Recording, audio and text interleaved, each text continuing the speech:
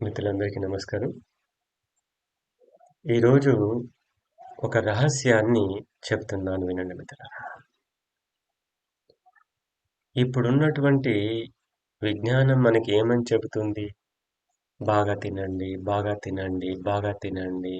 తింటే శక్తి వస్తుంది, తింటే శక్తి వస్తుందని చెప్తుంది. అవునా? మరి బాగా తింటే బాగా శక్తి రావాలి. మరి శక్తి వస్తే బాగా ఆరోగ్యంగా ఉండాలి కదా మిత్రమా? మరి రిజల్ట్ ఏమవుతుంది? బాగా తింటే రోగాలు వస్తున్నాయి. మరి ఇదెక్కడ అన్యాయం? First number 1. నెంబర్ 2, శరీరానికి సంబంధించి ఆహారం. It is a cult. ఆహారం ద్వారా శక్తి రాదు. ఫ్రెండ్స్ గుర్తుపెట్టుకోండి. ఆహారం శక్తి మనకి ఎంత అవసరం? ఒక 5 యూనిట్స్ ఎనర్జీ అవసరం అయితే 5 యూనిట్స్ ఆహారమే తీసుకోవాలి. మనం 95 యూనిట్స్ తింటున్నాం. How nonsense it is. Yes my dear friends. Second one, ఆలోచన. మనస్సు మనస్సు మనస్సు మనస్సు అని చెప్తున్నాను. మనసులో ఎలాంటి ఆలోచనలు పెట్టుకోవద్దు. మనసును ఏకాగ్రం చేయాలని చెప్తున్నారు. మనసులో లేని చెత్తంతా నింపుకుంటూ మళ్ళీ ఏకాగ్రం చేయమంటారు. చెత్త నింపేదెవరయ్యా? చెత్త నింపేదెవరు? ఎన్ని ఆలోచనలు సృష్టించేదెవరు? ఇంత పెంట పెట్టేదెవరబ్బా? కదా? అవునా? బరువు మోసేవాడి మీద ఇంకా బరువు వేస్తూ నువ్వు అరవద్దు, నువ్వు ప్రశాంతంగా ఉండాలంటే ఎట్లా ఉంటుంది? అవునా? రాజు లేకపోతే బంటు కూడా ప్రమాదంగా మారతాడు మిత్రమా. ఏమంటున్నాను మిత్రమా? రాజు లేకపోతే బంటు కూడా ప్రమాదంగా మారతాడు. ఇప్పుడు జరిగేది అదే మిత్రులారా. మనకు తెలియకుండా మనల్ని మోసం చేస్తున్నారు, మనం మోసపోతున్నాం మిత్రమా. బంట్ ఎవరు? మనస్సు. రాజెవరు? ప్రాణం. రాజెవరు? ప్రాణం. ప్రాణాన్ని ఎక్కడో గంగలో దొక్కేసాం మనం. బంటుని తీసుకొచ్చి సింహాసనం మీద కూర్చుండబెట్టాం. ఇప్పుడు ఏమవుతుంది రాజ్యం? రాజ్యం ఏమవుతుంది? బంటుకు అనుకూలంగా ఉంటుంది. అవునా కదా? అందుకే మనసును తీసుకొచ్చి రాజస్థానంలో కూర్చోబెట్టాం ఇప్పుడు మనం. కాబట్టే ఇన్ని ఆలోచనలు, ఇన్ని చింతలు, ఇంత చంచలత్వం, ఇంత గుణాలు, రాజసికం, ఇన్ని అనారోగ్యాలు, మానసిక అనారోగ్యాలు ఇవన్నీ ఎక్కడి నుంచి వస్తున్నాయి మిత్రమా? మనస్సుని రాజుగా చేసి కూర్చోబెట్టాం మనం. ఒక్కసారి ప్రాణాన్ని తీసుకొచ్చి రాజస్థానంలో కూర్చుండబెడితే ఎక్కడ సమస్యలు అక్కడ చక్కబడిపోతాయి మిత్రమా. అవునా?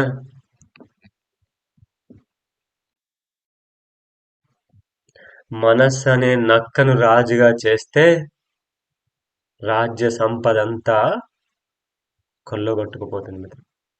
తిరిగి సింహాన్ని ఒక్కసారి రాజుగా చేస్తే మళ్ళీ మొత్తం సర్దిద్దుకుంటుంది మిత్రమా. అర్థమైందా ఫ్రెండ్స్? ఈరోజు ఏది ప్రమాదమో అదే నెత్తిన పెట్టుకొని మోస్తున్నాం మనం. కానీ మన సనాతన ధర్మం ఏం చెబుతుందో తెలుసా మిత్రమా? మనస్సుని ఆధీనంలో పెట్టుకోవాలని చెబుతుంది. మనస్సుని ఏకాగ్రం చేయమని చెబుతుంది. మనస్సుని నిగ్రహించమని చెప్తుంది. అవునా కాదా? అయ్యా, అగ్నిని ఆర్పేయాలంటే నా చేతులతో ఆర్పేస్తే చేతులు కాలుతాయి. మరేం చేయాలి? నీటితో ఆర్పేయాలి. అవునా? అప్పుడు చేతులు కాలవు, అగ్ని ఆరిపోతుంది. మరి మనస్సుని నిరోధించాలంటే ఏం చేయాలి? ప్రాణాన్ని తీసుకొచ్చి కూర్చోబెడితే చాలు. మనస్సు ఆటోమేటిక్గా ఎస్ బాస్, మీరు చెప్పినట్టే చేస్తాను బాస్. ఇన్ని రోజులు తెలియక ఏదో నా మందమతితో ఏదో నేను ఇలాగా ప్రవర్తించాను గాని అబ్బే మీరున్నారని తెలిస్తే నా ఆటలు ఎక్కడ ఆగుతాయి సార్, సాగుతాయి sir. Boss, I'm surrendering to you. అని మనస్సు బంటు స్థానంలో ఉండాలి. అవునా మిత్రులారా? అలాంటి ప్రాణాన్ని నెత్తి మీద కిరీటం లాగా పెట్టుకోవాలి మిత్రమా. అర్థమైందా? ఈ రోజు మనసుని తీసుకొచ్చి కిరీటంలా పెట్టాం కాబట్టే ఈ రోజు ఇంత జుట్టు పట్టుకొని ఇంత తిప్పుతుంది మనల్ని, ఇంత ఆడుకుంటుంది మనల్ని. మరి మనస్సు జుట్టు పట్టుకొని ఆడించేది ఎవరి మిత్రమా? ప్రాణం. కాబట్టి మరి ప్రాణాన్ని తీసుకొచ్చి రాజసింహాసనం మీద కూర్చోబెట్టాలంటే మరి ఏం చేయాలి? ప్రాణాయామం చేయాలి. మనస్సుని ఏం చేయొద్దు మిత్రమా, కదా? ప్రాణాయామం చేస్తే చాలు, మనస్సు మెల్లమెల్లగా చచ్చిపోతుంది. మనసుని ఎలా చంపాలి అంటే, నేను మన భాషలో చెప్తున్నాను మిత్రమా, కానీ యోగ భాషలో ఏమన్నారు? మనసుని నిరోధించాలి అని చెప్పారు. నిరోధించడం అంటే ఏంటి? మనసును లేకుండా చేయడం. మనసును లేకుండా చేయడం అంటే ఏంటి? చంపేయడం మిత్రమా, ఒక చిత్తం. అవునా? చంపేస్తే పని అయిపోతుంది. మనసుని చంపేయాలంటే మనసును పట్టుకుంటే మన వల్ల కాదు, మనం చచ్చిపోతాం మిత్రమా. జన్మ నుంచి సస్తూ ఉన్నాం మనసుని చంపేయలేక. అదే కదా మిత్రమా. ఒక్కసారి ప్రాణాన్ని తీసుకొచ్చి సింహాసనం మీద కూర్చుండబెడితే అంతే సంగతి, మనసు దానంతట అదే చేస్తుంది.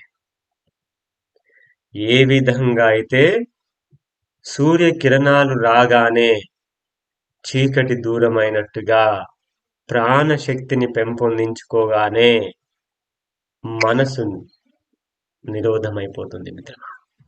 మనమేం ప్రత్యేకంగా ఏకాగ్రం చేయాల్సిన అవసరం లేదు, ప్రత్యేకంగా ధ్యానం చేయాల్సిన అవసరం లేదు. ప్రాణాన్ని పెంచుకోవాలి, ప్రాణశక్తిని పెంచుకోవాలి. మరి ఈ ప్రాణశక్తి ఎలా పెరుగుతుంది?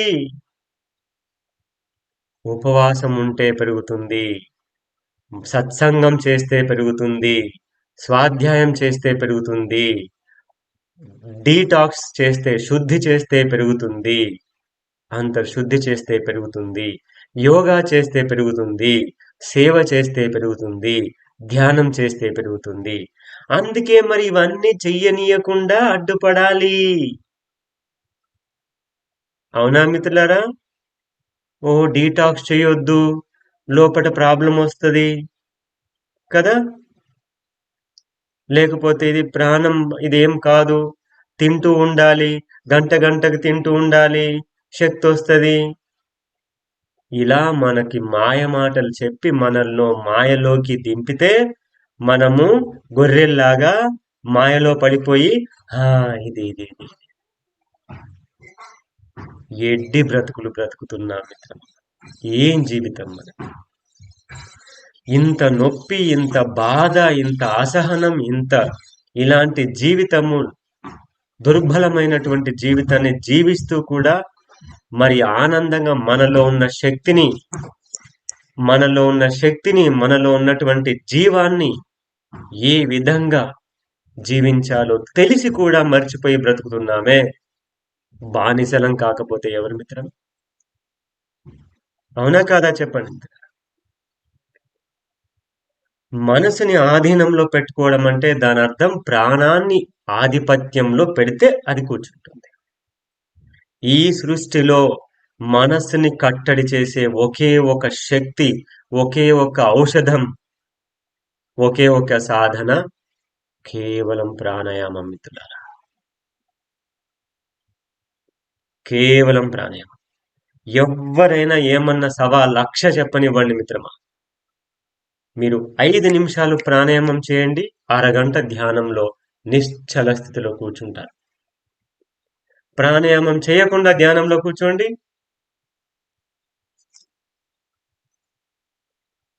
ఏమవుతుంది మిత్రమా? ఒక్కసారి ప్రాణశక్తి నిశ్చల స్థితిలో శరీరంలో చైతన్యవంతంగా అవుతే ఇక నిద్ర కాదు కదా, దాని అమ్మ కూడా రాదు మిత్రమా. అర్థమవుతుందా మిత్రమా?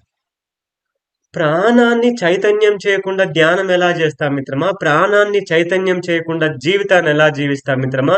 ఏది తెలుసుకోవాల్సిన విద్య, ఏది తెలుసుకోవాల్సిన విజ్ఞానము ఏం తెలుసుకొని ఎంత దుర్బలంగా దౌర్భాగ్యంగా జీవిస్తున్నాం మిత్రమా మనం. ప్రాణం, సనాతన ధర్మం చెప్పేది ప్రాణం. ఈ ప్రాణం సరిగ్గా ఉంటే శరీరం ఆరోగ్యంగా ఉంటుంది.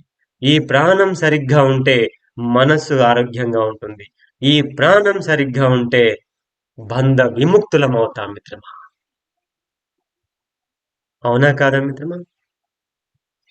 ఈ ప్రాణం సరిగ్గా ఉంటే ముక్తిని సాధిస్తాం మిత్రమా. ఏ ప్రాణాన్ని పట్టుకొని జీవించమని మన సనాతన ధర్మం చెప్పిందో దాన్ని మాత్రం వదిలేసి అడ్డమైన పనులన్నీ చేస్తూ అడ్డమైన తిండి తింటూ ఎంత దుర్బలంగా జీవిస్తున్నాం మిత్రమా. ఏ బానిస బతుకులు బతుకుతున్నాం మిత్రమా. ఏం రోగాలతో జీవిస్తున్నాం మిత్రమా. తెల్లారి లేస్తే నొప్పి, బాధ, జబ్బు, జలుబు, ఆరోగ్యం, అనారోగ్యం. జీవితాంతం ఆరోగ్యం గురించేనా మిత్రులారా ఆలోచించేది? ఇంకా వేరేం పని లేదా? అవునా కదా మిత్రమా. పొద్దున్న లేస్తే ఇది తినాలి, ఇది తినాలి, పాలకూర తినాలా, పచ్చాకు తినాలా, ఇది తినాలా, అది తినాలా, ఇడ్లీ తినాలా, మినపప్పు తినాలా, ఉలువలు తినాలా, అవిసెలు తినాలా. తిండి తిండి తిండి తిండి తిండి గోల తప్ప ఇంకేం లేదు. సార్ థైరాయిడ్కి ఏం తినాలి, సార్ డయాబెటీస్కి ఏం తినాలి. అరే మీకు రాకముందు మీరు అన్ని తిన్నారు కదా, అప్పుడు ఎందుకు రాలేదు మరి జబ్బులు? అవునా కాదా మిత్రులారా? డయాబెటీస్ రానప్పుడు అదే తిండి తిన్నారు, మరి అప్పుడు ఎందుకు రాలేదు? బీపీ రాకముందు అదే ఫుడ్ తిన్నారు, అప్పుడు ఎందుకు రాలేదు? బికాజ్ ప్రాణశక్తి తగ్గిపోవడమే, మనస్సు శక్తి పెరిగిపోవడమే. అంటే మనస్సు పెరిగిందనుకోండి సమస్యలు పెరుగుతాయి, ప్రాణం పెరిగిందనుకోండి మానసిక శక్తి తగ్గిపోతుంది. తద్వారా నిశ్చల శక్తి, మనలో ఉన్నటువంటి ఆత్మశక్తి చైతన్యవంతమవుతుంది. అర్థం చేసుకుంటే అదృష్టవంతులు మిత్రమా, అర్థం కాకపోతే ఇంకా అదృష్టవంతులు మిత్రమా. ఎందుకు వచ్చిన బాధ ఇదంతా? సరిగ్గా ఏదో ఒక సమయానికి ఏదో తినుకుంటూ రామకృష్ణ అనుకుంటా బ్రతక ఇది ఈ ప్రాణం ఏంటి, ఈ మనస్సు ఏంటి అర్థమైందని నేను ఆచరిస్తున్నాను మిత్రమా. మనల్ని మనము ఎంత మోసం చేసుకుంటున్నామో ఒక్కసారి నేను చెప్పిన ఈ విషయాన్ని ఆలోచించండి మిత్రమా. మీరు ఒంటరిగా ఉన్నప్పుడు ఆలోచించండి. అందుకే మిత్రులారా చేయాల్సింది ప్రాణాయామం, ధ్యానం. ఈ రెండే ఈ రెండే మనల్ని సర్వోన్నతులుగా చేసేటువంటి దివ్య శక్తి స్వరూపాలు మిత్రమా. దివ్య శక్తి సాధన ఏం చేయాలి మిత్రమా? ప్రాణాయామ, ధ్యానం. ఈ విషయాన్ని గుర్తుపెట్టుకోండి. అర్థం కాకపోతే మళ్ళీ వినండి, అర్థం కాకపోతే మళ్ళీ ఇంకోసారి వినండి, అర్థమయ్యేంత వరకు మళ్ళీ వినండి. ఈ విషయంలో మీకేమన్నా డౌట్ ఉంటే నాకు సాయంత్రం 4 గంటల నుంచి 5 గంటల మధ్యలో మాత్రమే ఫోన్ చేయండి, లేదా నాకు వాట్సాప్ చేయండి. నేను చూసుకున్నప్పుడు సమాధానం ఇస్తాను. ఓం శ్రీ పరమాత్మనే నమః. నమస్తే.